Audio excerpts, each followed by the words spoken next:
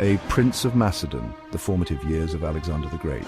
Alexander the Great was born in Pella, the capital of the kingdom of Macedon, in 356 BCE. His father was King Philip II, a skilled warrior and cunning politician who transformed Macedon into the dominant power in Greece. His mother was Olympias, the daughter of King Neoptolemus I of Epirus. Olympias was fiercely independent and devoted to the cult of Dionysus. Alexander inherited his parents' intelligence, ambition, and charisma.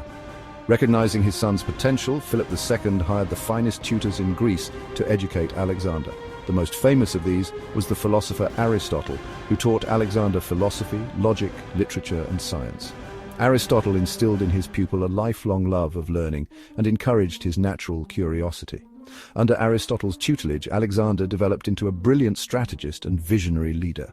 Alexander's education was not limited to the classroom. Philip II ensured his son received thorough military training. Alexander learned how to ride a horse, wield a sword, and command troops in battle. He quickly proved himself to be a natural soldier, displaying extraordinary courage and tactical brilliance. At 16, Alexander led a Macedonian cavalry charge that was instrumental in his father's victory at the Battle of Chaeronea in 338 BCE. This battle secured Macedonian hegemony over Greece. The relationship between Alexander and his father was complex and often strained. Philip II was a demanding father who pushed his son to excel. Alexander was determined to prove himself worthy of his father's legacy, but often chafed under his authority. In 336 BCE, when Alexander was 20, his father was assassinated under mysterious circumstances. While some suspected Alexander of involvement, no evidence has ever surfaced to support this claim. The death of Philip II left a void in Macedon that only Alexander could fill. The king is dead, Alexander's ascension and the consolidation of power. The sudden death of Philip II sent shockwaves throughout Macedon and beyond. Many Greek city-states saw this as an opportunity to regain their independence.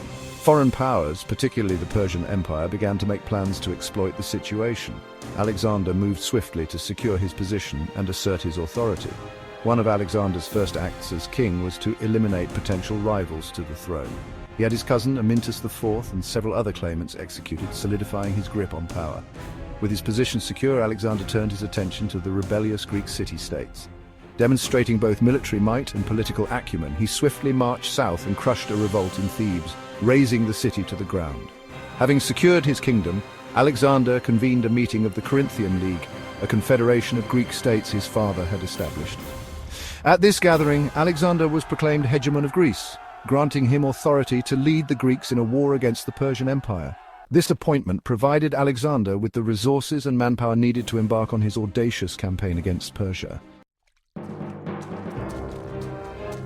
Across the Hellespont, the conquest of Persia begins. The Persian Empire under Darius III was a vast and wealthy realm that spanned from Egypt to the Indus River. It dwarfed the small kingdom of Macedon in size, population, and resources. However, Alexander was undaunted. He had inherited his father's dream of conquering Persia and possessed an unwavering belief in his own destiny. In the spring of 334 BCE, at the head of a relatively small but highly trained army, Alexander crossed the Hellespont into Asia Minor. This event marked the beginning of one of the greatest military campaigns in history. Alexander's army was a formidable force composed of seasoned veterans who had fought under Philip II. The core of his army was the Macedonian phalanx, a tightly packed formation of heavily armed infantrymen wielding long spears called sarissas. Supporting the phalanx were elite units of infantry, such as the hypaspists, who served as the king's bodyguard and shock troops. Alexander also commanded a powerful cavalry force led by his loyal companion, Hephaestion. Alexander's invasion of Persia was not merely a military campaign, it was also presented as a war of revenge for the Persian invasions of Greece a century and a half earlier.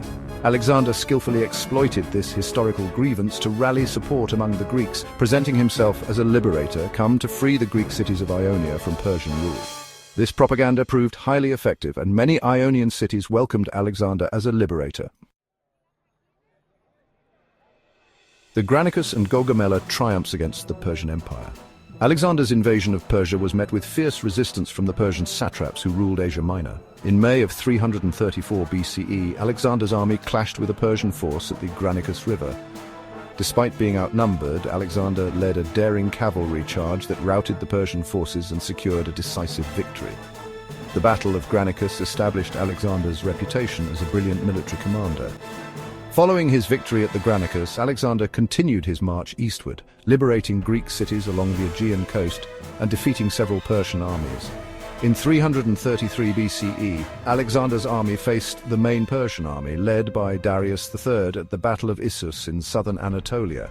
The Battle of Issus was fiercely contested, but Alexander's tactical brilliance and the fighting prowess of his troops carried the day. The Persian army was routed, and Darius III narrowly escaped capture. After his victory at Issus, Alexander continued southward, conquering Phoenicia and Egypt, where he was hailed as a liberator and crowned pharaoh. With his southern flank secure, Alexander turned his attention back to Darius III, who had assembled a massive new army to confront the Macedonian king. The two armies met at Gaugamela in 331 BCE, where Alexander's tactical brilliance shattered the Persian army, marking the end of the Persian Empire as a major power. As Alexander's empire grew, so did his vision. He sought to create a new world order, spreading Greek culture and learning throughout his vast realm.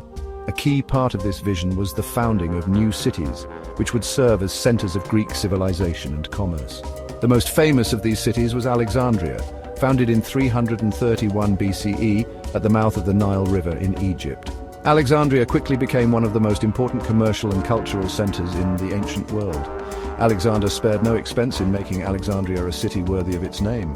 He commissioned the construction of grand avenues, temples, theaters, and libraries, including the legendary Library of Alexandria. Alexandria became a melting pot of cultures, where Greeks, Egyptians, Persians, and others lived and worked side by side. This fusion of cultures was a testament to Alexander's vision of a cosmopolitan world united under his rule. The city thrived for centuries after Alexander's death, and remained a center of learning and culture well into the Roman period. To the Indus and back the limits of ambition. After his victory at Gaugamela, Alexander continued his eastward march, pursuing Darius III into Central Asia. Along the way, he faced fierce resistance from various tribes, including the Scythians. Despite these challenges, Alexander's army proved unstoppable, conquering Persia's remaining territories and extending his empire to the Indus River Valley. In 326 BCE, Alexander's army fought its last major battle against King Porus of Parava at the Battle of the Hydaspes River.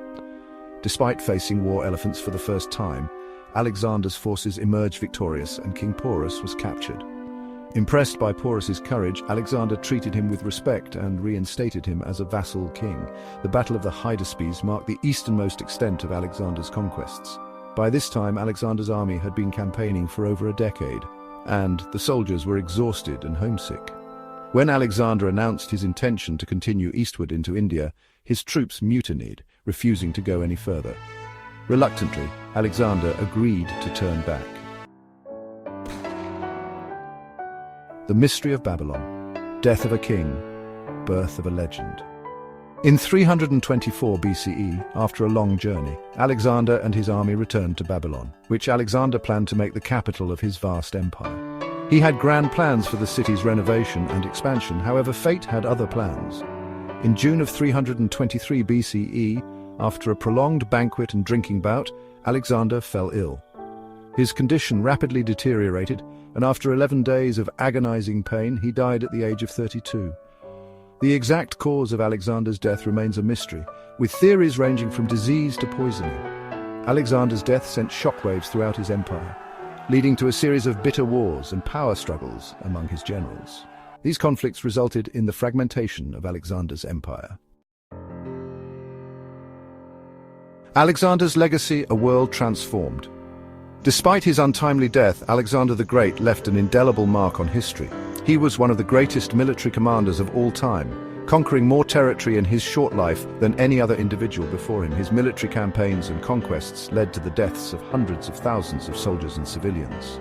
Alexander's conquests had a profound impact on the course of history. He effectively ended the Persian Empire and opened up the East to Greek culture and influence, ushering in the Hellenistic period. This fusion of Greek, Persian, Egyptian, and Indian cultures had a lasting impact on art, architecture, literature, philosophy, and religion. Alexander's legacy continues to fascinate and inspire people today. He is remembered as a brilliant military strategist, a courageous warrior, and a charismatic leader, he was also a flawed individual, prone to fits of rage, cruelty, and excessive ambition. His life and legacy continue to be debated by historians. Alexander remains one of the most enigmatic and influential figures in human history. Conclusion: Alexander the Great, a man of contradictions. Alexander the Great was a man of contradictions, a brilliant military strategist and a ruthless conqueror, a visionary leader and a flawed individual. He was driven by an insatiable ambition to conquer the world. He was also motivated by a desire to spread Greek culture and learning. His empire may have been short-lived, but his legacy continues to shape our world today.